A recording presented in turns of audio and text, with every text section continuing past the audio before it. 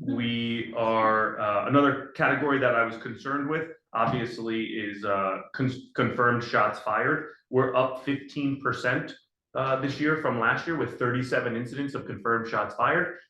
We talk about this quite a bit. This year, I expected to see an increase just because of our expansion of ShotSpotter. So all of Fairhaven pretty much has ShotSpotter now, and so we'll have an accurate number for our for informational purposes. There was an incident, I think it was covered in the New Haven Independent, where officers engaged in a three-wheeled spider in a pursuit after an incident of gunfire.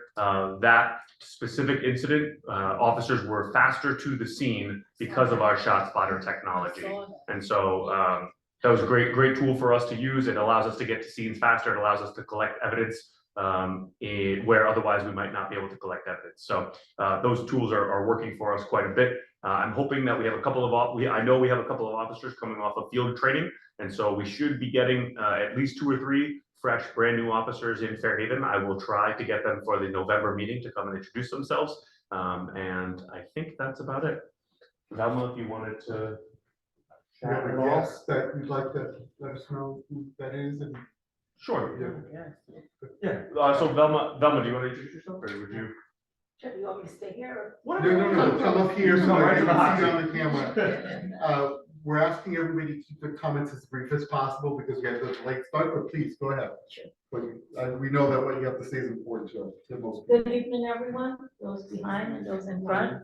I'm Velma George. I'm the coordinator for homelessness with the city of New Haven. I just wanted to stop by the meeting just to touch base with folks because we know that we've had quite a few complaints about homeless camps and homeless people within the community. And I just want to begin by saying, I think most people know that we do have a serious homeless crisis within our nation, and New Haven is not exempt. I think we have an amazing team that's been working together to be able to cover our city. And currently we have teams that come through different times of the day through Fairhaven to address any complaints, and more importantly, to engage folks that we see. We know that one of your critical spots is down on Grand and Ferry, where most people hang out. And so one of the key things that I've done was, I don't know if anyone has noticed it, but we have a mobile shower service that comes every once a week to Fairhaven. And the idea behind the mobile shower service is to use the shower as a way to disarm people and to encourage them to come in. And we have outreach workers that try to engage them and to connect them to services at the shower. And we've been doing pretty well with our mobile shower service. We have downtown is our highest users, and Fairhaven is the second highest number of users with that service. And you know, we've been able to connect a lot of people to services. Currently, we're working with Compass, which is a group that comes out. Most times they're out here during the evenings, you know, again, trying to engage people that may be unsheltered. During the day, we have, I have an outreach worker that works for the city, and we also have a team of outreach workers that come out throughout the city to address any complaints or any concerns that you have. So I don't know if people have questions, if this is what you do now, or. So either questions either for Velma or for the lieutenant from what has been reported. Any questions in the room? I have a question. Wait, there are no questions in the room. A question? Fine. Sorry. Hey, Lee. Yeah. Denise has a question from Fairhaven Community Health. I was just asking her to hold. There's no questions in the room. The person who's online, please identify yourself. I didn't hear your name. Identify yourself and ask. Sure. I'm Denise Dean from Fairhaven Community Healthcare. Good evening, everybody. I did know about the showers, and I had thought that you were in Fairhaven twice a week. So my question is, if A, was I wrong? And B, would that be something you could consider since we're the second most popular neighborhood, for lack of a better word? Due to funding restraints or constraints, we're not able to do it more than once a week. However, we were able to extend our shower service whereas we would do from April to September, we've been able to secure some additional funding to be able to take us through December. And so we'll continue, normally we do 4 stops a week. Because of the limited funding, we're only able to do 2 stops. And Fairhaven is one of the stops. So it's Fairhaven and downtown that we'll be able to extend the service through December. Great. Thank you so much. Any other questions? I don't see any. Oh, I Just see have one one. question. Liz has a question here in the room. Yeah, for anyone who, every one of you, because I said, good evening, welcome. My question is, I'm just kind of question and comment. I'm getting kind of tired of how a lot of those individuals that are there just 24/7 just really drinking, making a lot of comments about women, and as we're trying to walk by and do the things that we do. So I'm not sure what the answer is to that, but it's just getting, excuse me, I'm not sure why we have to tolerate that when we're just trying to walk to get to the stores and stuff like that. They're just always commenting, and I'm afraid that hopefully it won't, but I'm afraid it's something that could possibly happen because of their behaviors. Some kind of aggression or something. Yeah, sure. So we, in the police department, we have, so I had an officer last week who issued a ticket to a gentleman. He sent it to me, and we looked it up, and that individual was given a ticket 10 years ago in the exact same location for public drinking. And so what we've tried to do is inexcusable when people make comments like that or lewd comments like that. What we do is pretty much the officers will go out and take enforcement action. And so if you wanted to let me know that there was a group of people in a particular area that are causing problems like that, I will task officers with addressing it in that moment. We are aware of a lot of different issues going on. We're struggling with some of our staffing issues to respond to calls like that. But however, if people are disrespectful to women or disrespectful when you're walking down the street, just because they are in an area that we know about doesn't mean that we don't take enforcement. Officers are constantly taking enforcement in all the areas.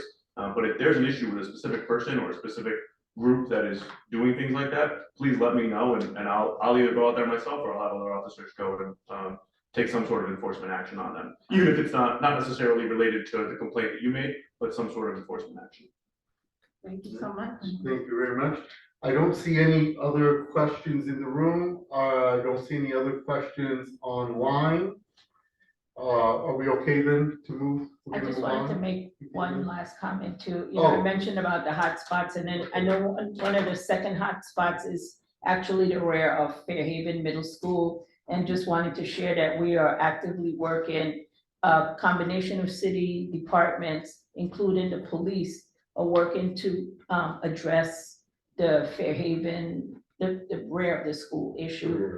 I don't know if anyone from the Board of Ed is present. I know that, oh, you're I'm here. from Fairhaven School. Okay. I work for the Board of Ed, but Okay. I'm the youth coordinator at Fairhaven School. Okay. No, because I know, Mr. Lamb was gonna send someone, so I didn't know, I know it was here. But again, we're working to be able to address the issues of people loitering and some at times sleeping and doing other things in the area. So it is on our radar. Yeah, so the message is the city's working on both of those hotspots. Mhm. Call the police, document through the non-emergency number. So the city knows the resources that Lieutenant Fumiani needs to work with us to address this issue, remembering always that we are dealing with human beings here, right? So, you know, we want to be safe and we want them to be safe as well. So let's make sure that we communicate the needs. Thank you very much. Thank you. Okay, so I'm gonna ask Carmen to get ready because I want to do 2 things that I haven't done. One is, do we have, Gina's not here, do we have a report on our finances? Does anyone have that information? No, I do not have the login, so I think we should wait till the November meeting and approve them both, or Okay. get both updates. Fair enough. As far as I know, we have had no expenses. Correct. Okay, second thing before I call on Carmen is, I noticed a few people that I know, I won't call your name out, who work for the city, who when I asked them to put their number, they put their number, but people don't know where you work. So if you could go back there, if it interests you, and say, I am from the health department, whatever department you want to identify with, or your job, your position, with your phone number, and that way people can write that down if they need to contact you. Having said that, I'm gonna turn it over to Carmen for, again, I'm asking everybody as brief a report as possible. Carmen? Yes, I will try to be brief. Can you hear me, and do I sound like a duck? Yes, we can hear you. Okay, so the sound is working, but unfortunately the camera is not. And I'm bummed out about that because I wanted to share with you a poster that I have for an event that's taking place on October 13th, which is next Friday, between the hours of 1:30 and 4:30. What LCI has been doing are they have been having, we've been all having pop-up events at different neighborhoods. And our pop-up events basically are a remote office that we set up between, again, the hours of 1:30 and 4:30. This one's going to be held at the corner of Ferry and Grand at the 230 parking lot. And we have LCI team members that will be there to answer your questions about our many programs. We're going to be taking housing code complaints and scheduling appointments for housing inspections. So it's a really important event that's going to be happening next Friday. I wish I can show you the posters. We're going to be distributing them to the stores early next week. So you'll probably be seeing them on the window. I'm going to try to send a file to Abigail Storch and see if she can distribute it to the members of the Fairhaven Community Management Team. We're going to be talking about a security deposit program. We're going to talk about our affordable unit lookup program. We're going to be talking about our energy efficiency rehabilitation assistance program, our elderly disabled repair program, our down payment closing cost assistance program, our leasehold improvement program for small businesses, and the residential rental business license program. So there's a lot that we're going to be discussing. And then very quickly, I have been getting contacted, and I'm really thrilled about this, people doing cleanups in Fairhaven. I really love that. I think it's wonderful. I think it's also a wonderful way to create community and bond with people and get to know them. I will support you as much as I can. Last week, I think Alderwoman Sarah had a cleanup at Quinnipiac River Park. I exercised, what I did was I got her the permit to be able to hold that particular event. And the Parks Department supplied the bags and the rakes and the brooms. I'm more than happy to do that for any one of you who wants to do that in your neighborhood, in your block. You know, I will provide you with the materials and get you any permits that are necessary. The other thing is that we have, for the past 3 meetings in a row, we've been talking about the housing code inspection process that I have launched in Fairhaven. We have now, as I mentioned before, I think we have now finished Lombard Street, Ferry Street. We have come down very hard on Ferry Street. We're about to go down Ferry Street again. This will be the 4th time that we go down again. We have been citing people for housing code violations on the outside, basically, of the buildings. We cannot go we cannot enter a property unless we're invited, but we do it from the outside. We have been getting people responding to us in good ways and in bad ways. I mean, we had a lawyer call us today, and you know, he was very upset with what we were doing, but we have to do what we have to do because we have to get some control over Ferry Street. It is a main thoroughfare, and so is Lombard Street. And we're visiting it. We're not letting go. We're going to continue to do it until we get those areas as clean as we can. We as also, Lieutenant Fumiati mentioned the stores. We've been walking into the stores, asking them to clean up. to have, you know, the windows cleared and cleaned so that people can see actually what's going on inside and not have everything be so clandestine. And again, we're willing to help you in whatever we can. All you have to do is call me. I can be reached at 203-410-6527. Call me anytime. My phone is on 24/7. With complaints, I respond very quickly. And I do the very best that I can, either by myself, doing it by myself, or referring it to a person who can't do it. Any questions? Thank you very much, Carmen. Are there any questions in the room for Carmen regarding her work in LCI or in our neighborhood? Are there any questions online for Carmen? I can't see everybody, so if you have a question, unmute yourself, or maybe Abby, if you see someone, you can let me know. I see Denise has a hand raised. And I think I also saw, so let's go with Denise first, then I saw Darlene. Okay, so Denise, unmute yourself and ask your question. Hi, Carmen, it's Denise. I'm sorry. I don't know what's wrong with my camera too. So I do have a question. What is the city doing about abandoned houses where people are actually living in those abandoned houses right here in Haven? Yes. 580, for example, on Ferry Street, is an abandoned house, and people have reported seeing people come in and out of that house. We had a situation at 22 Saltonstall Avenue as well. What we do is we do a title search, find out who the owner is. We then, if it's a bank-owned property, we communicate with the bank, tell them that they must secure it.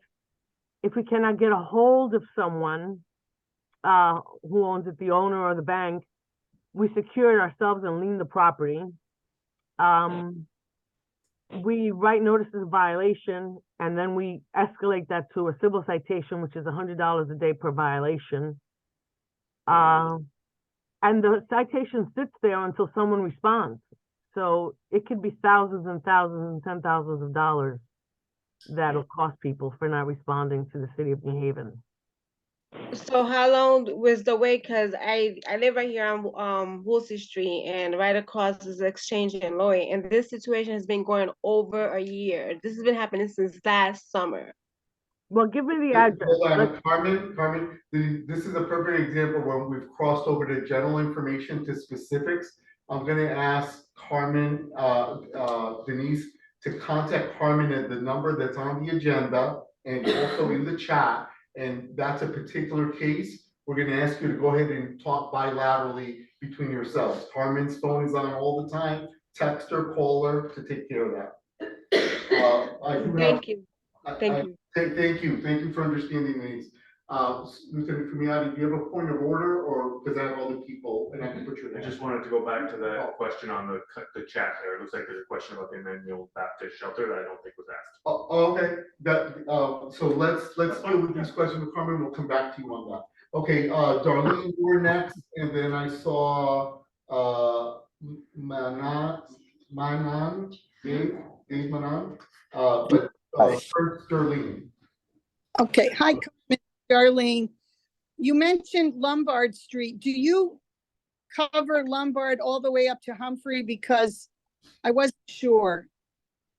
Well, that used to be an area that I covered. I no longer cover it. There's another neighborhood specialist. Fairhaven is so it's so dense and such a big area that I had to give a piece of my area away.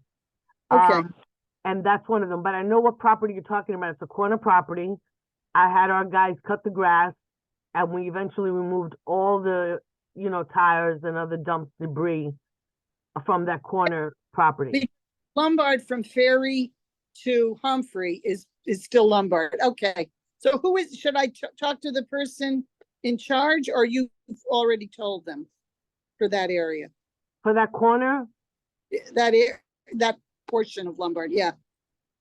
Yeah, I can give me a call, Darlene, and I'll give you his name tomorrow. Okay, thank you. You're welcome. Dave, if you could unmute yourself, and Denise, if you could lower your hand, or if Abby, you could lower hands when people have finished speaking. Thank you. Go ahead, Dave. Dave, we can't hear you. Hi, are you referring to me? Yep, yep. Okay. All right. My first name is Manan. I'm from Fairhaven. I have a question. You mentioned security deposit and down payment closing help with residential program help as well. When is that meeting, or when is? Sure, the tent is going to be located at Ferry and Grand. Right across, you know the parking lot right across Key Food? Yes. We're gonna be on that corner, near the bus stop there. We're gonna put up a tent, and we're gonna have LCI staff there to inform you about all the programs that we have, and to help you if you need appointments for housing inspections, whatever it may be, we're gonna be there to help you. And if we can't help you, we'll tell you we can. Sounds great. Thank you so much. It's on the 10th, you said, right? In front of what? You mentioned it's on the 10th, right? It is on the 13th. 13th. The Okay. 13th between 1:30 and 4:30. If, 1:30. Carmen, if you could put that information in the chat, I can do that. and then we'll incorporate it into the minutes, as as a part of the minutes, the announcement. Sounds great. Thank you so much. Thank you, thank you. And I apologize for not getting your name right. Okay, No Lieutenant, worries. Don't worry about it. Lieutenant Miata, you had noticed a question in the chat that you wanted to address? Yeah, just so that someone had asked about if the Emmanuel Baptist Shelter, which is at 645 Grand Avenue, received funding and or is operational. They are not operational. I don't know if they've received funding or not, but I doubt it. No. Thank you very much. Frankie, do you have something to add? Yeah, not that, we haven't announced it yet, but I coordinated with Carmen today, and we're gonna be doing 2 cleanups.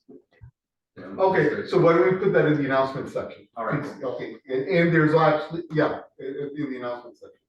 Okay, great. So now we're gonna move on to economic development, and normally it's Kathleen, but today we have the dual team of Steve Fontana and Helen Rosenberg. So Steve and Helen, take it away. Whoever speaks first, then I'll pin you so people can see you more clearly.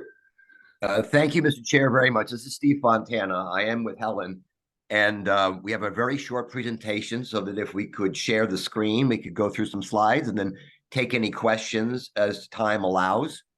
So thank you, and we look forward to telling you a little bit about River Street. Hopefully all of you can see the presentation on the screen. In any case, this is an update on what's going to go on a portion of the former Bigelow Boiler Complex site, which is on River Street west of Lloyd. And to help visualize, yes? Steve, can you please make it full screen to make it a little bit easier? Sure. Slideshow. Okay, yep, I can do that. Great, thank you. Yeah, very good. How's that? Yes, go ahead. Okay, wonderful. So thank you. So to help explain what we'd like to do, I've put together a graphic that I think helps both in terms of a map and a photo. So what you should see in front of you on the right is a map as if you were looking down from way above, and you can see a variety of parcels. 190 River Street is where Armada Brewing is now. And we're going to spend a good deal of our brief time with you tonight talking about parcel B, parcel C, and parcel E. So the photograph to the left kind of gives you a 3-dimensional perspective, if you will, from the second floor of Armada Brewing. So you can sort of see what these sites look like. Obviously, in the background, we have Phoenix Press with their wind turbine, Kew Bridge, Veterans Memorial Bridge, and so forth. So what we're going to do is, what we've done is over the course of many, many years and months, and Helen has done the bulk of this work, is come up with a plan to redevelop parcels B, C, and E. They are heavily contaminated, but we've come up with a plan to move those parcels at least forward. So what does that plan involve? This is the summary of the plan, but I'm going to go right to each of the steps in order. The first step is to create a new legal arrangement with Bigelow Square. Bigelow Square is headed by Carmine Capasso. He has a business nearby, Capasso Restoration. And the plan is to terminate the lease we entered into with him 6 years ago, sign a development and land disposition agreement with him, and then give him 98-year leases on parcels B and E. So sell him parcel C, give him 98-year leases on B and E. And that will become clear why we're proposing that in a moment. Step 2 will be to clean up parcel C. Parcel C is the parcel on which there was a building most recently until it was demolished.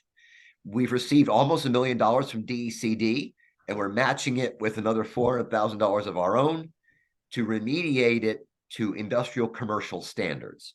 So that will involve cleaning and excavating, cleaning it up, bringing in clean fill, and then raising it above the flood stage, because that's what the federal government requires. Step 3 is for Mr. Capasso as Bigelow Square to build a new 10,000 square foot commercial industrial building, most likely 2 stories. Here's a rendering of what it might look like. I apologize, it's in black and white instead of in color. But I think if you could imagine that the gray area is brick or brick face, you'll have a good idea of what it will look like. In any case, his plan is to create a building that will allow for light industrial commercial uses to rent spaces in increments as small as 2,000 square feet. Step 4 is for Mr. Capasso as Bigelow Square to build a parking lot on parcel B. Parcel B is, again, very contaminated, it's smaller, and there's going to be a need for parking in the area to support both the tenants that he will have on parcel C when he's done with that building, as well as Armada Brewing. So the goal is to cap that property and allow it to serve as parking for the area. And finally, step 5 will be for Mr. Capasso to construct a storage area on parcel E. Parcel E backs up to his business at 34 Lloyd Street, which you'll see here on the map. And he is in need of additional space to store his construction equipment, to store raw materials. And so the plan is, because it's so contaminated, we can, like parcel B, cap it, pave it, and then let it serve for him as storage area. So again, just to recap quickly, I'll go back. So new legal arrangement, clean up parcel C, sell him parcel C, lease him parcels B and E. He builds a new commercial building on parcel C, a parking lot on B, a storage area on E. And that's the overarching plan at this point. We've been to the New Haven Development Commission to talk with them about it. We're looking forward to hopefully receiving their approval and support next week, at which point it will go to the Board of Alders. They most likely will refer it to the City Plan Commission for an advisory report, but there will be a hearing. Again, if it goes to City Plan, and I think it will, there'll be a hearing there, as well as a hearing before the Board of Alders. So there'll be opportunities for people to, if they want to express publicly any views or ask any questions, they can do that. Obviously, Helen and I are available to answer any questions informally or privately that people may have as well. And if they would like, I can email or put in the chat this presentation so they could review it at their leisure or share it with those who couldn't make it tonight. So hopefully I fit within the time allowed, Mr. Chair. So thank you again very much. And Helen and I look forward to taking any questions you may have this evening. Okay, so that concludes your presentation. Yes. Okay, thank you. Are there any questions in the room about what was stated about the idea for the development of this property? I know that there was a comment that was mailed to us. I believe, Abby, you have that? Yes, I do, and I will read it aloud. This is a comment from Chris Ozick, who is the Associate Director of New Haven Urban Resources Initiative. So Chris wrote, he's unable to attend the meeting, but he wants to comment on an item on the agenda. Quote, my primary concern of the River Street deal is the public-facing component and public access for Fairhaven residents. Access to the water along Lloyd Street should be enhanced in anticipation of the Riverfront Trail. Because city land is part of this deal, there should be opportunity to make the streetscape special. Enhanced tree pits, lots of trees, bioswales, bike lanes, delineated public parking, etc. It would be easy for a business occupying both sides of a dead-end street to feel the space between is theirs.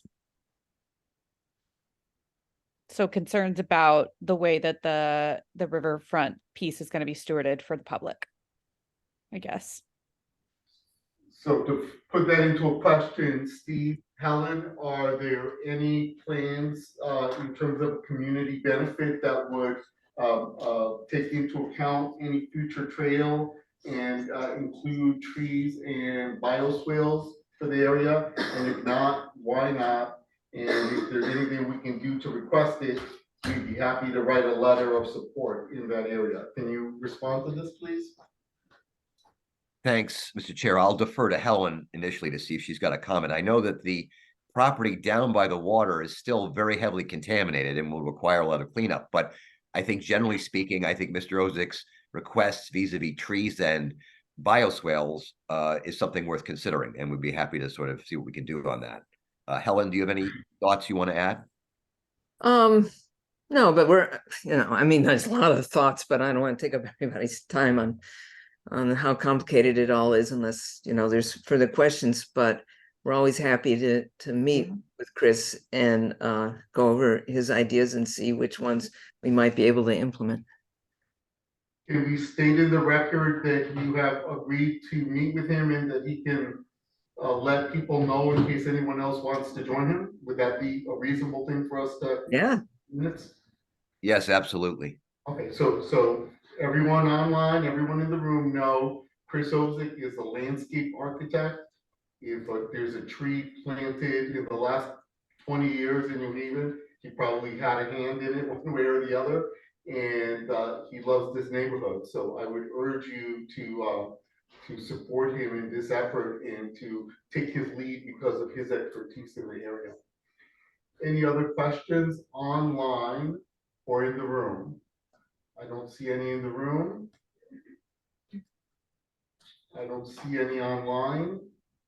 If you have a question about this, please unmute yourself and speak. I don't see anything.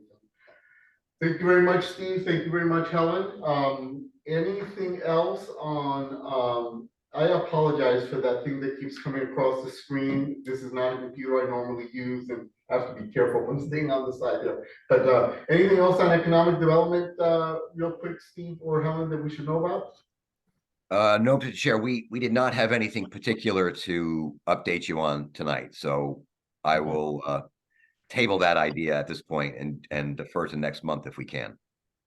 Okay, that's fine. Perfect. Okay, Madeline Romero from Healthy Homes Community Health Worker. Madeline, to talk about the lead abatement. Madeline, please unmute yourself. Yes. Hi, guys. I don't know. Let me see if I could share my screen. Hold on. Abby's gonna have to give you permission, and then, or whoever's running the meeting. No, it's open to all. Yeah, Oh, I got it. Oh, sorry. Don't look at that one. Okay. Again, if you put it to full screen, down at the bottom. Slideshow. Did it do it? Slideshow from the. Slideshow, it's down the bottom on the right. The little, it looks like a little. No, she has it right there. Oh, go ahead, go for it. Okay. All right, hold on. Give me a sec. Okay. There you go. Go There. ahead. Okay, good. Okay, guys. So I am Madeline Romero. I am the Healthy Homes Community Health Worker from the New Haven Health Department. And today we're gonna give a quick overview of the Healthy Homes Production Grant, which goes hand in hand with lead, even though they're two separate programs for HUD. So basically, what are the objectives? So to discuss and describe an overview of housing related health hazards, to describe benefits of participating in the Healthy Homes program, discuss and illustrate eligibility and qualification criteria. So what are the principles to keep your home healthy and safe? Keep it dry, keep it clean, keep it safe, keep it well ventilated, keep it pest free, keep it contaminant free, keep your home maintained and thermally controlled. So our priority home hazards to be addressed are fire hazards, tripping hazards and falling hazards, dampness and mold growth, electrical hazards, weatherization, and then asthma triggers. And we have around like 24 other other hazards. Okay. So other home hazards identified by Healthy Homes could be damp and mold growth, excess cold, which is what we talked about. The biocides, carbon monoxide and fuel combustion products, lead, radiation, uncombusted fuel gas, crowding in space, entry by intruders, and those are many of our hazards that we look into. And that's just the rest. So the benefits of applying to this program. So basically the HUD Healthy Homes program offers up to $10,000 per unit for remediation to eligible property owners and tenants. So meaning if you have a 3-family house, you would get $10,000 per unit, which would be $30,000 now. So our target neighborhoods are the 7 opportunity zones, which are Fairhaven, Hill North, Hill South, New Hallville, Dixwell, Dwight, and the Annex. This is a 5-year forgivable loan. Basically 20% off comes off every year. And a 5-year lien is placed on the property. 20% of the loan, which is what I said, will be forgiven after the contract is signed. So this is just a overview of what the income that we're looking towards, or the income range. It's usually in the low 80% AMI. So basically, if you look at the chart for one person in the family, it's going to be $62,600, which would be the maximum that they could make. For a 2-family could be $71,550, and then so on as it goes down. Those are the maximum number of income that you can make. So do you qualify? In addition to the application, the following supporting documents are required: proof of income from tenants, proof of ownership from the property owner, which is the deed, proof of all taxes and make sure that they're paid, copies of the most 4 recent mortgage payments, copies of rental leases, or proof of occupancy. The property is required to be in compliance with all City of New Haven ordinances, including but not limited to LCIs, resident and rental license program, and housing code enforcement.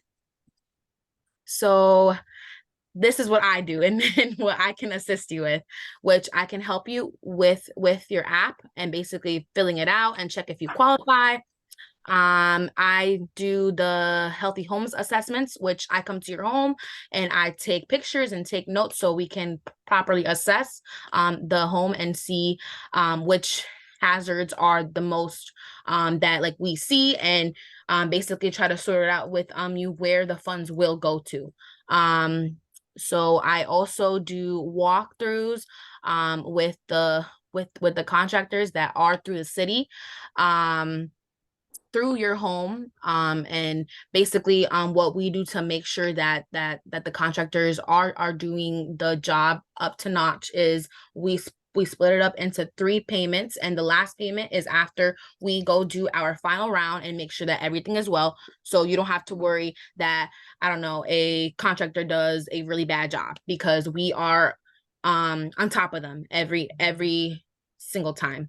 And then I do some outreach for like events, and yeah.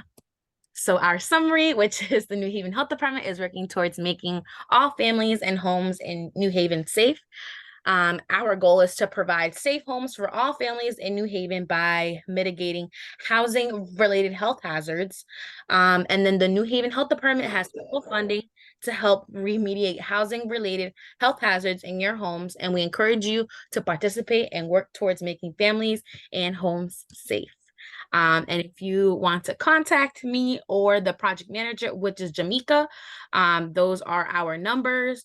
If you want to take a picture or something, there it is. And then if you have any questions. So Madeline, if you could take the presentation down, we will be sharing in the minutes Perfect. your information. If you give us a copy of the slideshow, I spoke to Ralph Ramos about how he could put that up publicly through a program Okay. free called SlideShare, and then we can share that with people. They can see the presentation. Any questions for Madeline? First in the room, any questions? Any questions in the room? I see no questions in the room. Abby, Adam, can you help me online? Are there any questions? I don't see anyone. Speak now. There is one in the chat from Patty. Hi, does it go off the tenant's income and needs or the landlord's? That's a very good question because I should have said it.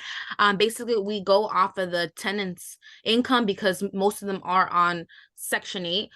We never go based off the owners because some do make over. So it wouldn't be fair to go based off of their income. So can I ask a follow-up question? I'm sorry. Yes. So Who's speaking? it's Patty again. Oh, Patty, go ahead. So I work at Community Action Agency of New Haven, and we have many clients who come in who complain about black mold, who complain about rodent infestation or some kind of hazardous living condition. We always advise them to call LCI. However, if they have young children, the children have asthma, they're complaining about mold, the landlord's not doing anything about it. What can your program do? So the thing is that with this program, the owner has to sign up for it, which is like, I do see that it is a big problem because there are so many tenants or like so many homes where it's like there's a lot that needs work, but the owner simply doesn't want to go through it. I try to do my very best to kind of talk to the owner, try to see, get them and, let them know that this is essentially free money. And sometimes it helps, but sometimes it doesn't. So we point them back to LCI, because I know that they do housing code. So we point them towards them. But we try our very best to kind of get the owner like on board. So in short, if this is an owner that wants to work with the city or work with his tenants, you contact Madeline. If that's not the case, then it's code enforcement and you go to comment and list. Thank you very much. Seeing no further questions, I'm going to go ahead and move us along on the agenda. Thank you very much, Madeline. Gotcha. Thank you. Okay, great. And so now the next point on the agenda is Alder Sarah Miller. And I don't know if she designated someone, I know what this is about, but did she designate someone to speak about the Atwater Senior Center, or shall I do it? I Abby? think, no, she did not specify and she didn't respond. So I think you should just do it. So here we go. So folks, here it is, plain and simple. I know that at home you can't see me. So we have traditionally in Fairhaven had a support for our seniors in the form of an alder or two or three or more have worked together and raised money and provided Thanksgiving dinner. This year, that tradition will continue, not except, the additional variant is that we have the full support of the Elderly Services Department, not just in terms of the space, but they're actually going to be providing a substantial part of the money out of a fund that they have. So the thing that I'm coming here to say to you is we would love to have the flexibility out of the money that we have, that unfortunately we don't have the report this month, but we have about $4,000 more or less in our account. If some money is needed for something, maybe somewhere in, last year we gave $1,000, maybe somewhere in the neighborhood of $300, something like that, for anything that might be unforeseen. But we will have the money to cover the event because it's being provided by the Department of Elderly Services. Also, last year, a couple of us who are in the room, and perhaps others, made personal donations. That's okay as well. Those donations would come to the management team and they would be held there. If it's not needed for this year, it will be needed for next year. There's always need. Also, there's a tradition of buying the elderly people who come gloves and scarves and bags they might need for the winter time. And if we've covered all the basic costs of the food, then we could use the money to do that. So the money will not be squandered, but we do want to make sure, and this is what I'm asking the management team, executive committee, for us to put a question on the table through a Google form for you to answer between now and Monday. Can the community management team, if needed, contribute up to $300 toward the event, which will be, the date has been selected, November 20th, I believe it is. Is that a Thursday, November 20th? It's the Thursday before Thanksgiving. This is the Thursday before Thanksgiving? Yeah. It's the 16th. 16. Okay, don't quote me on that. An announcement will come as to the exact date. Also, the police always participate, the firemen always participate.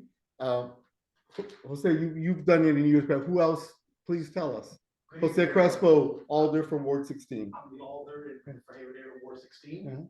For the last 8 years, I've spearheaded this particular event together with David Steinhardt, the police department, and State Representative Malaria Palillo. Last year, I was able to get a fund for $2,500. The year prior, I was able to get a fund for $5,000. So the majority of the contributions that the elderly received came from those funds and from out of pocket from elected officials like myself, and the police department, a huge contribution.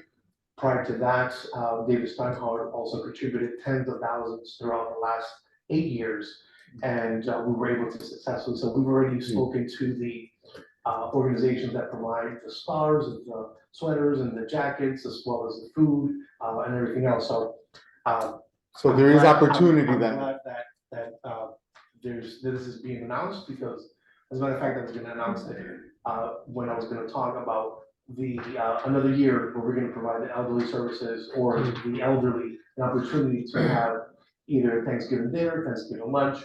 And Tommy Vio and I have collaborated exceptionally for the last several years, and we're looking for another year to provide again to the elders. So it's not only just the food, but it's also to bring them out from their having to be housed, and during the COVID season, they were not coming out in enough time, so out of isolation, loneliness. So we're now trying to add that as an opportunity for them to socialize and be able to not only just eat, socialize, and then get a little bit. And then at the end, we also do something like a raffle, and then folks can get either So Jose, there's gonna be a chance for you to speak as Alder, so you can go more, because right now, all I want to make sure is that people understand if they contribute, the money we can use it, right? So what happens is, through my collaboration with some of the agencies, there has to be a fiduciary who's able to accept it. At this time, we have no fiduciary who's willing The to accept United it. Way is going to act as the fiduciary. Okay, They've so already agreed. once they're able to then accept those funds, they'll be able to then provide a list of all the things that are going to be purchased, and then report back to whoever is the funding source. And like that, we're going to be able to bring it to compliance. Perfect. Okay, great, excellent. So get in contact with your Alder, Jose Crespo, if you're in Ward 16, with with Sarah Miller, Ward 14. Frank, I think is also, he's not the Alder-elect, but he's the Democratic nominee. The Democratic nominee, thank you for the definition. All will be helping all of us, and if you want to join that, either by contributing money, let us know, or by contributing your time on that day. But Adam, can we go ahead and at some point in the next day or so, put up a question to see if we can get approval for $300 from the mayor? Yes, we have 3 votes tonight, so they'll be going out. Okay, perfect. Okay, so that's that item on the agenda. Any questions about the Thanksgiving event or about supporting it? Lee, I have one question. It's Yes, Darlene. Darlene. I'm in Ward 15, so I should contact Frank if I want to volunteer and or donate money.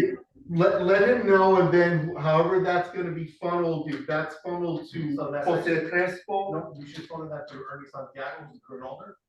That's correct, that is correct.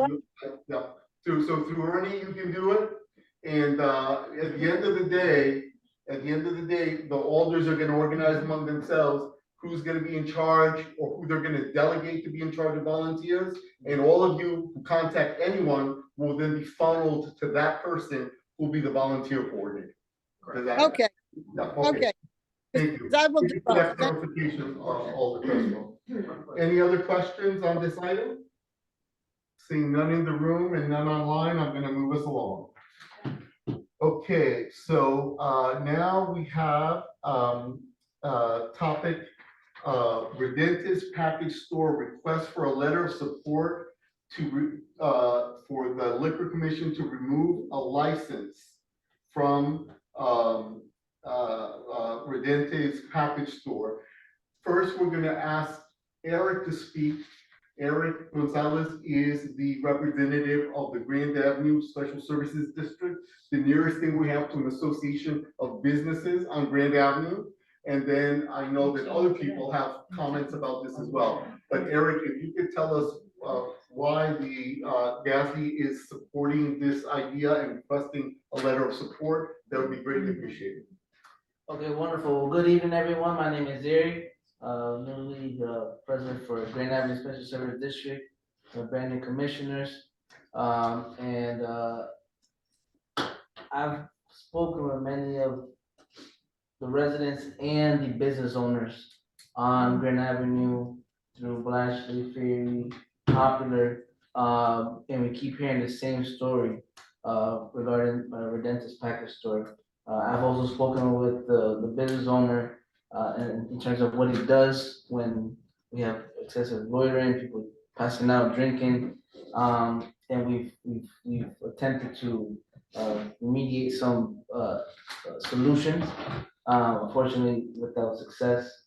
The story we keep on hearing is it's affecting our businesses, it's affecting our livelihoods, it's affecting our children. The bus stops are full, but no one's getting on the bus because they're at the bus stop. In the rain, in the sun, people are having to walk around. The smells, the things that are being collected, the parking lot is inappropriate to say here, but you can imagine everything is found in that parking lot. And so we have letters already about 18 of the neighboring business owners, petitions from multiple areas surrounding Redentes Package Store. And so we have a letter of support for this remonstrance, although we would love to keep all the businesses on Grand Avenue present. And the issue is not that it's a liquor store. The issue is what's happening with the maintenance and the upkeep and what was going on. Because of a hub where people are collecting together and they're gathering and doing and involving in all these illegal activities. So. Thank you very much, Eric. Before we open it up to any questions or comments, I want to ask Lieutenant Fumiati, who spends a lot of time on Grand Avenue, and also Frank Redente, who is at Fairhaven K-8, but interacts a lot with the kids and the parents from Fairhaven K-8, which is the nearest school. Do you have any knowledge about the relationship or the connection between the people who are publicly drinking on Grand Avenue and this particular business? Either of you care to comment on that? I mean, I have a comment that I'd like to make. Okay, please. It suffered me for a few minutes. Well, here, so I'll introduce myself, for people who don't know me. My name's Frank Redente. I'm 48 years old and I've lived in Fairhaven my entire life. For the last 28 years, I've worked for the New Haven Public Schools in various roles, and I'm currently the Youth Development Coordinator at Fairhaven School at 164 Grand Avenue. which is also where I started my career in 1995. In addition, I'm also the violence intervention professional for CTVIP, doing street outreach around violent crimes and shootings, assigned specifically to Fairhaven. And I also won the Democratic primary for Ward 15 Alder recently. I've had numerous dealings with this property over the years in both capacities. And let me also state for the record that it was my cousin's family that initially started this business, and it always bothered me that the name continued even after the business changed ownership and it became synonymous with crime and decay. My kids at the school tell me all the time how they're worried to walk by the lot because of all the quote drunk men that frequent it, even in the early mornings. It's been a constant issue for years, and anyone who has lived here long enough knows it. Now, everyone looks at Grand Avenue as a commercial corridor, which it very much is. But I think what is lost here is how many families live above and around these stores, all along Grand Avenue and the side streets as well. How many of those families are affected by the constant crime, violence, drug dealing, public drinking, and drug use? As someone who works with at-risk youth, primarily ones that deal with trauma, I can tell you that the trauma caused just by living around this kind of stuff is significant. Kids from these neighborhoods tell me horror stories all the time about what's going on outside their apartments. Again, as someone who's lived in Fairhaven my entire life, I can tell you it's businesses like this that are dragging down entire sections of Fairhaven. We need to stand up and hold business owners accountable. And it's only through actions like this that we'll take back our neighborhoods and make them safer for the families that live in them. Now, we've personally knocked over 1,000 doors during my campaign for Alder, and I can tell you one thing.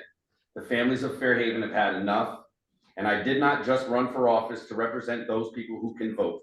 I also ran for the numerous families that can't, but still live here and contribute greatly to making it a better community, and they deserve a better quality of life than what they currently have.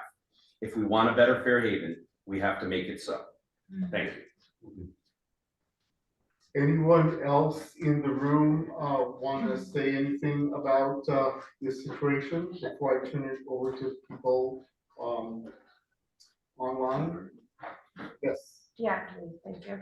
Hi, everyone. My name is Anna Morris. I am a resident of Fairhaven. I've lived here almost all of my life. I currently live at 59 Atwater Street. Previously, I used to live right next to a package store, GI package store on Berry, actually for over a decade. My own personal experience with this is that there was always someone drunk sitting on my stoop when I was little. And I had to walk to St. Francis, when it used to be St. Francis School. And I would sometimes have to look to see if there was anyone outside right in front of my own house to know whether or not I had to dash to my car or dash down the street to avoid being sexually harassed or confronted in any way or talked down to. I mean, I heard it from someone just today. I mean, do we really have to walk our own streets and have to dash to any door? And now currently, it's like I'm reliving it all over again. That someone had mentioned trauma. I now walk with my sisters to their favorite restaurant, which is J&J's, right across the street from Reventi's. And I have to tell them that they need to avoid eye contact to avoid being sexually harassed. And I have to tell them, please don't make eye contact with certain people because, you know, they're very well high on something. And, you know, I don't blame the people and the addictions that they have. It's a disease. I blame the people that are providing them, you know, the alcohol when they're already drunk. My partner and I, you know, Eric, we went and got these signatures. We heard from the community directly. We were told, you know, that liquor store, that package store is a problem. That they've had people wander off from there and go and pee in their front yards or any dark corner in front of their house. I mean, we heard it directly from the people when we were canvassing for these signatures. And I would really like the support of the community management team for this problem that, you know, our city currently has, but more than anything, our neighborhood. I don't think it's fair that my 12 and 16-year-old sisters have to avoid going, you know, right on Grand Avenue to get their favorite meal or to go down the street. We already know not to walk on that side of the street. And, you know, I personally am involved with Compass. I'm part of the advisory board. So I would never, ever say that I blame the unhoused or that I blame the people with the addictions. I'm telling you right now, I blame the establishment that allows these things to happen right outside of their front porch. And if it weren't for the previous owner of GI, Mike Como, who actually helped my family with like any concerns that we had, anytime we had someone sitting on our porch drunk or harassing us, my dad would just call him and he would come out of his store and he would literally shoot people away. Like he would make them leave. And, you know, I don't know how many times I would, you know, be leaving for school and I would see Mike, you know, with his broom outside in front of his own establishment cleaning up. You don't see that over at Redenti's. And I think that's a concern and that's a problem. And if it's not a problem for the community management team, I don't know who else it would be for. Thank you very Thank much you, for the everyone. interest of time, but the most important thing for purposes of what we're discussing is the people you talk to see a direct correlation between this public drinking and that particular business. Yes. Okay, 'cause Yes. that's. They don't have a concern with any other store nearby. One final comment here from Lieutenant Fumiani, and then we're gonna open it up to any questions, and then we need to move along. Go ahead, Lieutenant. Lee, I'll keep it brief just in the interest of time. The police department has investigated and initiated activities at these locations because of a significant amount of complaints. Like I said before, when Liz brought it up, there was this one particular individual was at this location 10 years ago and is still there today. That's throughout tickets, that's through arrests. The police department makes we've made dozens and dozens and dozens and dozens of arrests, tickets, taken enforcement action. Unfortunately, what's interesting about this is there are other locations in the city where business owners are responsible. They care for their property, they care for the neighborhood, and so there are other locations that are that sell liquor that do not that are cooperative with the neighborhood. This particular business doesn't seem to go along that same path. We've cited them, and Liquor Commission has cited them before for the terminology that they use. Forgive me for using the terminology that they use, but it's a sale of alcohol to a drunkard or a habitual drunkard. That's just the way the statute is written. They have been cited for that multiple times. And so that is one of the concerns. There is a reason that this group of people hangs out specifically at that location. It's because they're a short walk to go right back to that. It's against the law for them to sell to people who are visibly intoxicated. They clearly have no problem with that. Leah, actually, if you wouldn't mind just pulling up, if you can, the actual location on Google Maps, just so everyone's familiar with what we are talking about, if you can or not. I can't, because this is not my computer, but rest assured, folks, this is the corner of Brandon Ferry. It's right next to Santander Bank at Brandon Ferry. I can do it. Oh. Yeah. If you don't mind, just so everybody can see. Okay, I was just trying to. It's up to you. I mean, it doesn't matter. Okay, that's Brandon Ferry right next to Santander Bank, across the street So in the picture, you can actually see people when you go to Google Maps. You can see people on Google Maps that are engaged in the Thank you activity to that we're whoever's talking doing about. it. Oh, there we go. Whoever's doing that, thank you. Yep. Go to satellite view. So you look at Grand Avenue, you can. Right next door, yeah. Yep. Oh, the white. There's a church right above it. A church. And there's two schools on the same street. Yeah. And my kids from the school will not walk down that side of the street. What's the name of the bank? Ah, I think. So the bank's on the corner, this is like in that. That's what It says so, yeah. Folks, in the interest Thank of you. time, we're gonna move along. There is one other point of information that I want to share, but before, are there any questions online from anyone? Okay, so before we leave I this. have one. Oh, yeah, we do have a question from David Hunter. Hi, everybody. Please, go Hi, ahead. hi, Mr. Chair. I do have a question.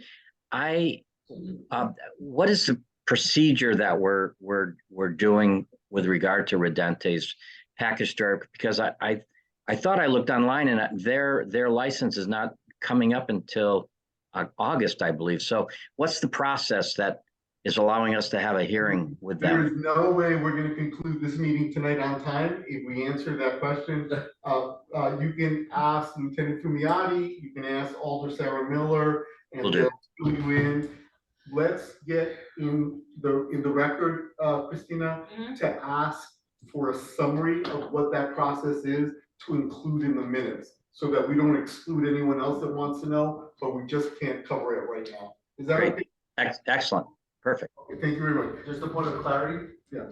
I just want to inform that if anybody has any additional concerns or issues, that particular business is in my ward, and any concern should be brought to me directly. Yep. As the alternate, so I can appreciate other colleagues trying to be involved in the process or spearheading it, but if there's any real concern, you should bring it to my attention. That'll be Ward 16 at newhavenct.gov, or you can send me a text at 203-668-4613. Both of those points are actually on every agenda that you get, so you can go back to the alder for that, or look on the agenda and you'll see that very same information. So we want you to contact your alder. The only other point I was gonna make is the owner of Rendezvous, the clothing store directly across the street, you may have noticed that store is no longer there. About 3 months before she moved out, I was in there talking to her about COVID stuff, and what she said to me, I'm not concerned about COVID, this is my problem, and as soon as my lease is up, I'm leaving. And sure enough, one of the biggest spaces other than the supermarket is now empty. And she said, I'm doing this, I have 4 stores, I don't need this, I'm out of here. And sure enough, it's empty. And So- Christian's next door as We well. have several business owners and people who work in the area who want Redenti's gone. Yeah, okay. So we have a question that, again, it will be online on Google. I'll just remind people that are in the room, if you're not a internet person and you want to vote on these, at the end of the meeting, you can go to Christina, who's holding her hand up, and tell her your vote on whether or not we want to contribute money for the Thanksgiving event. And on this question, shall we write a letter in support of the remonstrance is what it's called, to try to get their liquor license revoked. Then you can tell her your vote, and then it will count with all the other votes. Okay, so seeing no questions in the room, seeing no questions online, we're gonna move along here. And our next point is Kirk Morrison, our librarian. Kirk, what do you got for us? Where should I present from? You can talk right from there, you're in front of the camera right there. You can stand or sit. All right. And I will put you up on the screen so people behind you can see you. Okay. Go. Hello, everyone, and well, welcome to the library for those who are here, and hope to see you folks soon that are online. Just a moment to apologize for the technical difficulties. The receiver that we've used for all these years here died. I'm told it's at least 7 or more years old, and in technology, that's very, very old. So, so hopefully by next time, our IT team will have a new receiver for us. Anyway, we have quite a bit going on this month here at the library. Wanted to highlight a couple of programs that are coming up next weekend, the Saturday the 14th. It's one of the last days of Hispanic Heritage Month, and we will be having a couple of programs here for all ages. First of all, Elba Lantine, who's a singer, will be here. She played to a pretty packed audience when she was here last year. She'll be doing songs, dance, and it's really something for all ages. So she'll be here at 11 on Saturday the 14th. We're also going to have a presentation, info session from some of you in the neighborhood might know the group, the Tortilla Semilia, if I'm saying that right, who are starting a food business, and they have started a business under the cooperative model. And so they're going to be talking about how they're getting their business off the ground and the business model that they use. The program, both programs will be bilingual, and you're welcome to come. The Tortilla folks will be here at 1 o'clock on Saturday, and like I said, Elba will have her music at 11 o'clock.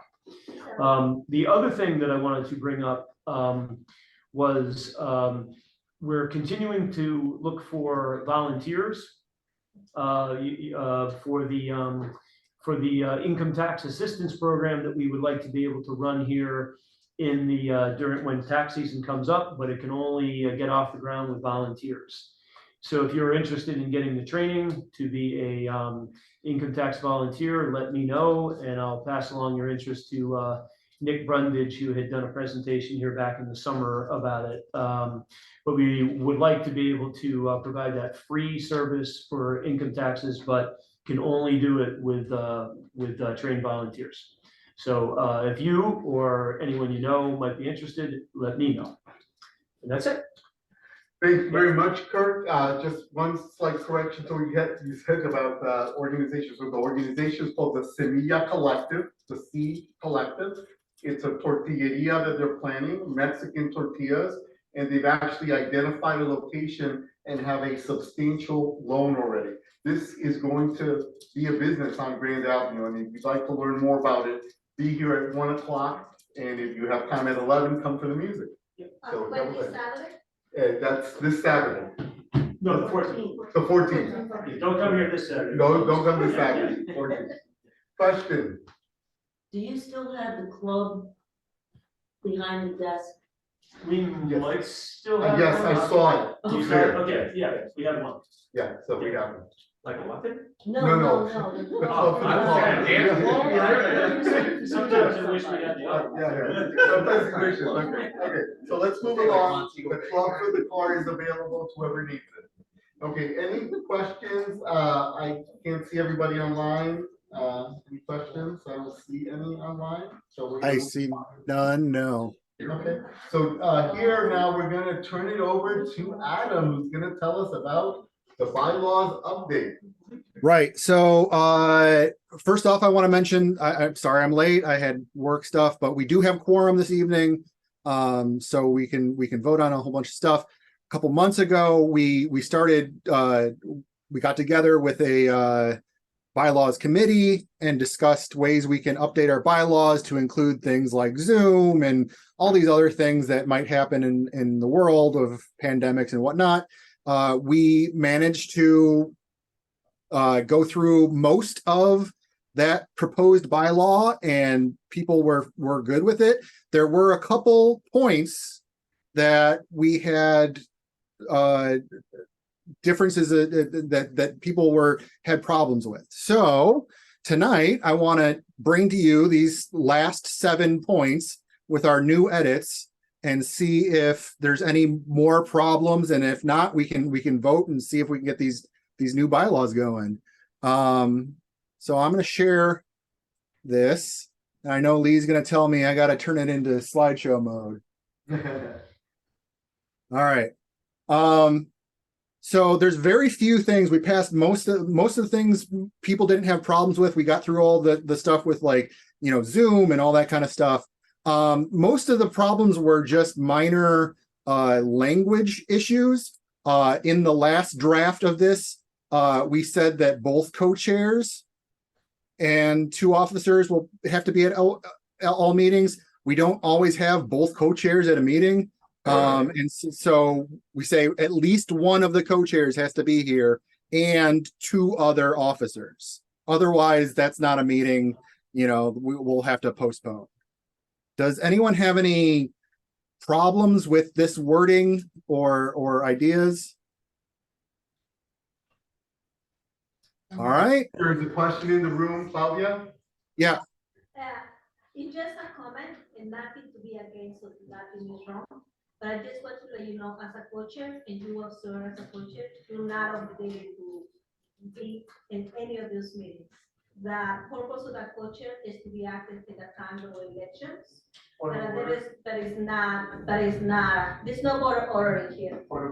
There is not board order. So folks, what we're trying to do right now in less than half an hour is to get these passed. So unless there is a problem with what is being proposed.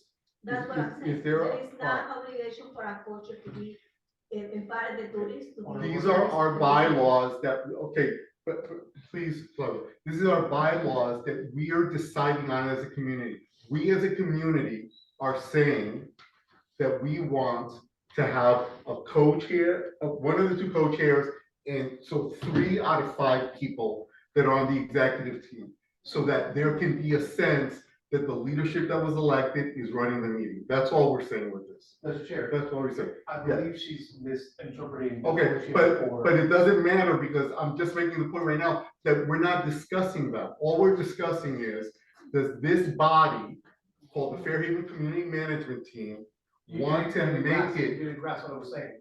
What happens is every elected official like myself has 2 co-chairs. But she thinks that that particular sentence refers to our co-chairs, which is not. It's No, no, no, no. yourself. Okay, so here's what we need to do. So, Adam, So we it's need not to about keep co-chairs, this, it's you. at least one of the, excuse me, at least one of the 2 co-chairs of the management team. Correct. Right, That's because why- the Democratic ward has co-chairs, so it specify that it's. one of- Okay, I get that. One of the 2 coach, I mean, it's within a section defining the art, the officers of the Fairhaven Community Management Team. Yeah. We've already approved a lot of things with the preceding section, so I don't have. Yeah. Let me see No, if I no, can. your point is well taken, Adam. Let's go. Yeah. Because it is, you're not seeing the bigger picture we had before, which is, this is under the heading of the responsibilities and so on and so forth of the management team. Correct. Thank you. Okay, so at least one co-chair of the management team and 2 other management team officers. Yeah, okay. Okay. What's the next one? I have a suggestion. Yeah, I heard a note. If you could. Instead of co-chair, you should just name it chair. Okay, so we Mr. always Chair. call ourselves co-chairs, because we have 2, we just, thank you, but we're just gonna keep it going. Okay, what's the next one? Yeah, and then we did pass the definition of all the positions and co-chair is defined. So basically this relates to the previous point. We did have a thing that said if both chairs can't be there, the vice chair can be the chair, but that kind of goes against the whole previous point, that at least one of the chairs has to be there. So we propose that we just cut the ability of the vice chair to chair a meeting. Anybody have a question about that? Okay, I don't see anyone in the room with a question about that. I don't see any online, so that's good. And I mean, we will have all of this back up at the end too, and you can vote on the whole thing. I just wanted to get everyone's feedback on each individual little section. So this was a little vague in the original language, with any bank accounts may require 2 of the authorized signatures. We say that the treasurer shall not issue any payments of which they are the direct beneficiary. Such payments may only be issued by the corresponding secretary. So if our treasurer goes out and they buy a new microphone, they can't write themselves a check. They have to have the corresponding secretary write that check. Which, by the way, is the second signatory. That's why this corresponding secretary can do it, because we have 2 signatures, so the other person does it. Just like the treasurer would if the corresponding secretary made the purchase. Question in the room, please. Not statement, beneficiary, semicolon. Okay, we got the grammar teacher, thank you. Okay, semicolon. I'm sorry, I didn't catch that. Lee, could you repeat? Go ahead, say. Beneficiary, semicolon, such payment. Semicolon, okay. That is a semicolon. Wow, that is. Okay. I'm usually a good semicolon person, but apparently not. Okay. All right. There we go. All right. Do we have any other issues or concerns with this language? Major concern. Grammar police.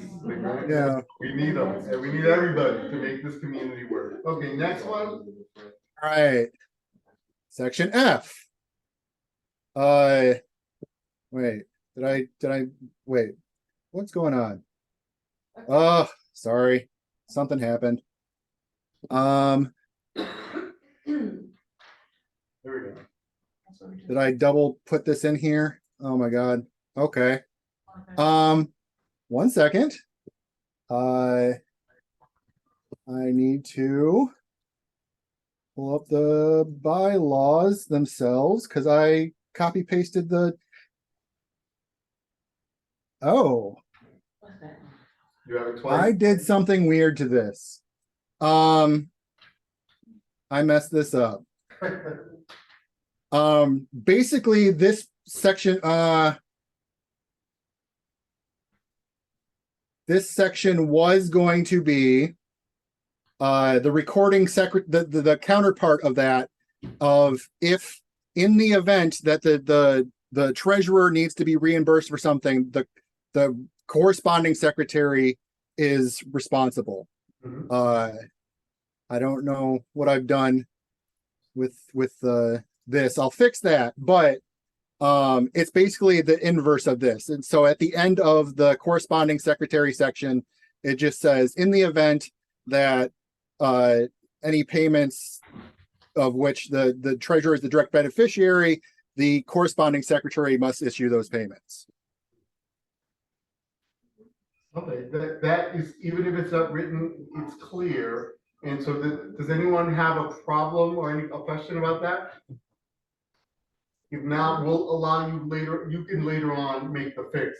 Why don't we move on? Yes, well, I was gonna kind of edit all of these based on our discussion tonight, and apparently I accidentally copy pasted something wrong. All right. The next one. Currently, officers are technically supposed to take their positions in December. I don't think we've done that ever. So we're just changing it to January. Does anyone? The logic behind that, for people that don't know, is the elections are next month in November, and we want to just allow a point of transition where we know who the new people are, and if there's any training that needs to go on, then we have that additional month. And so, should I choose not to run or not be reelected, and someone else is coming in, then I have a chance to share what I know with that person, and then they take over in January. And that's typically how it's been running for a few years at least, that like the December meeting is kind of a transitional, both people, like the new elected and the old elected will both be there to kind of hand off and make sure everyone gets the, what they should be doing and stuff like that. But we just want to codify that. Any questions about that in the room? Okay, no questions in the room. If you don't have any questions online. See none. All right, almost done. This is just changing a little bit. So you can always kick us out if we are terrible. Do any act that may harm the good name of the organization or its membership, or for missing 3 consecutive meetings by affirmative vote of 2/3 of voting members present at a regular special meeting, which has met quorum. That's the addition there. So you can't just, call a meeting with 2 people and kick everyone out. Does anyone have a problem with that? Any questions in the room? We have the police is revising the language. Please, no, we say that only half jokingly. It's very important to get, a comma can make a huge difference. So is there a comma missing somewhere here? Sorry. Meetings, comma. Meetings, 3 consecutive meetings. You sure? Yeah, I guess so. Yeah. So like there. Otherwise, there's confusion over what that affirmative vote goes to. Right. Don't question the master. All right. Okay, So we need a comma in meetings. Humor is important. Okay. 3 consecutive meetings. Sorry, I'm just writing down my notes to make sure I get all these edits. And then one last one. Last one is part of the same thing. It's currently section Article 5, this whole thing about removing elected officers is one gigantic point. We just split it up into A's and B's.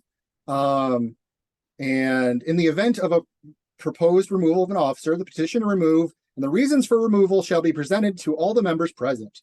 An opportunity shall be given to those members present, including the affected member, to explain and contest the reasons given to justify the removal. If voting members vote for removal for office, the corresponding secretary will notify, and then him, her was kind of vague, so we changed the removed officer of the action in writing. And then we cut this last sentence that an officer being considered for dismissal on the reason of 3 consecutive meetings has the right to contest the decision.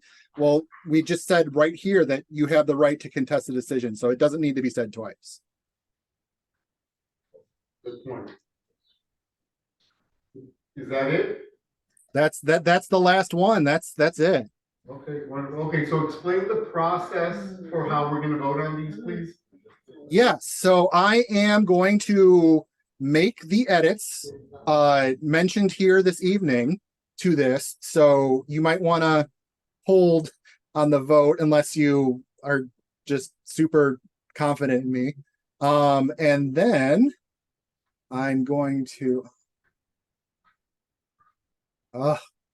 sorry. I usually don't share screen while I'm trying to, what the heck? Why does that say May? That's okay. I'm at something. Something just like this. There we go. Oh, there we go. So we have a vote, and here let me copy this link for everybody, and then I'll show you what it looks like. So you'll see this. You just got to put your name so that we can double check that you are in fact a voting member. The voting members are listed in the emails you all get, as well as on our website, FHCMT.org. We have 3 votes this time. 1, should we authorize support to the Atwater Senior Center Thanksgiving dinner up to $300? Yes, no, or abstain. Shall we issue a letter in so this was I put bold here because it's kind of like support and deny. So shall we issue a letter of support in denying the renewal of the liquor license at the Redenti package store? So if you vote yes on this, we will write a letter saying we support that liquor license being removed. So that, and then the last one, Adam, point of information on that one. The letter is needed by Sunday. So if you want to vote on this, you must vote tonight through Saturday. yes. So we have the date and time up here. Thank you. And then I will, this is not currently correct because we just chatted about some things. The link is correct, but I need to fix it. And then I'll just add those semicolons and commas and whatnots, and fix the section that I accidentally copy pasted out. And then yeah, you can have your vote. And you can read the whole that link, just copy and paste it into your browser.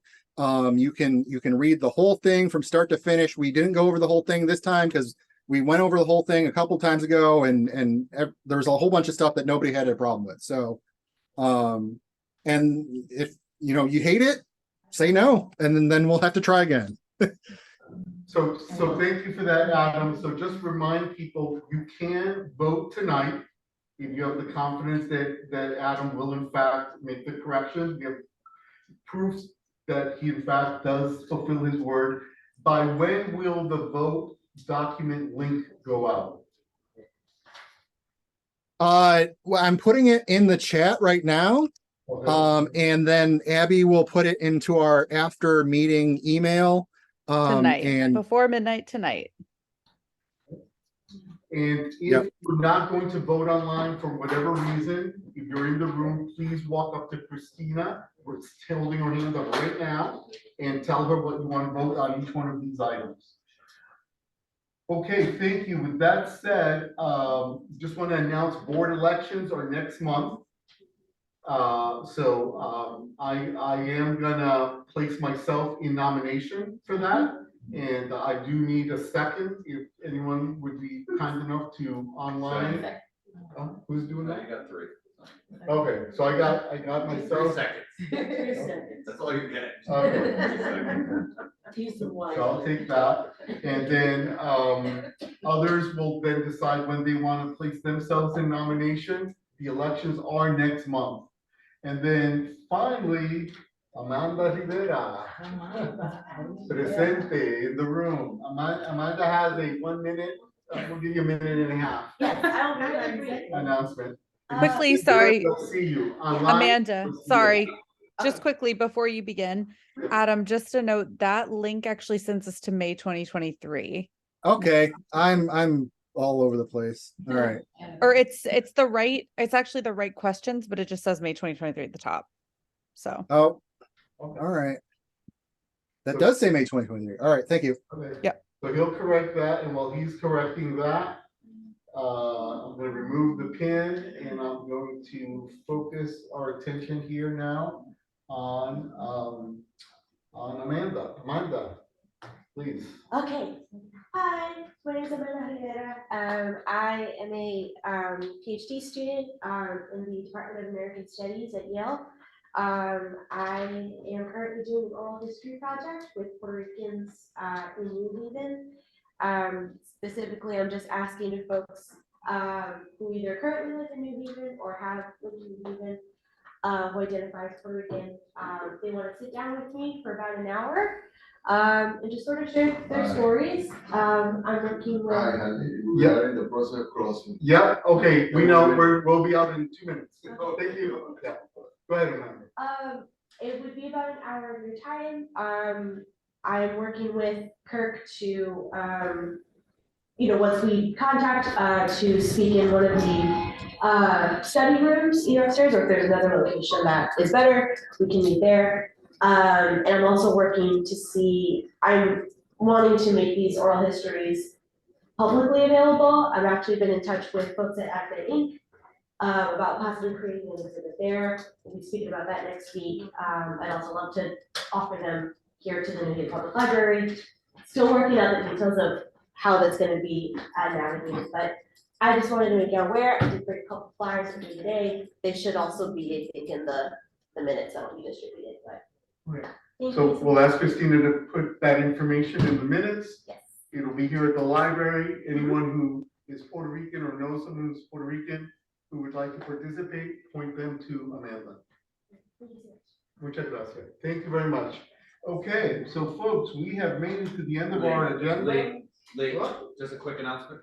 Yes, well, to the end of except for the announcement. So now we're gonna go to the announcements, and actually, I stand corrected. Those are the announcements, and the final announcement is Frank Redente. Frank, take it away. So if you could also put this in the minutes, that we haven't prepared the flyer yet, because we just did the work today, but October 14th, that's a Saturday from 11 to 1, we'll be doing a cleanup. We'll be meeting on the corner of Row and Peck, and we'll be doing what I've learned today is called the English Street Mall. Is the park between English and Peck, it's called the English Street Mall, I think. That's what somebody told me. And then the following weekend, which I believe is Saturday, the 21st, we will be starting on the corner of Alton Street and Main Street. We will clean Main Street along the fence where Elm City Prep School is, work our way up Alton Street and clean the triangle at Monroe and Alton. So 2 cleanups, both in Ward 15, starting October 14th. Thank you very much. We now have a section for the alders to speak. I'll Herrera, do you have I'm just anything? gonna be brief because I know we are running out of time, but I just 2 important announcements. One, we're gonna have a new event in the Ward 15. Redetti, is in that over here. And also I'm stepping down as an elder of Ward 9, and we're gonna have also a new elder, where it is Caroline Smith. So far, we had a lot of announcements, but for right now, I think it's important to people to know that we are gonna have a new people in Haven working hard together. And thank you very much for that report. And Abby, I know that Alder Miller Summerlin submitted a written report that will be shared. Is there anything in there that's time sensitive or that people need to know? No, I don't think so. I can just share it in the e-blast. Okay, so And the the link e-blast, is there'll also- be a written report from, There also will be a link in the minutes for it. okay? So with that, I will, accept, a proposal that we adjourn the meeting. No, I have to accept it, you have to propose it first. Frank proposed it, who second? Second, please. Second, okay, we don't have to vote on it. We have a proposed adjournment. Thank you, everyone, thank you, everyone online. Really quick. Night, everybody. Have a good night. Don't forget to vote. You'll get the link if you didn't see it in chat already. And I'm fixing those bylaws as we speak. Thank you. Please don't forget, if you're in the room and you want to share your vote with Christina, please stand in line and wait. Give everyone the space they need. Okay, everybody online. That's We'll what see we're you gonna all. be cleaning. That's Take what care. we're Have a gonna good be night. focusing on Main Street, Okay. specifically that side of the street where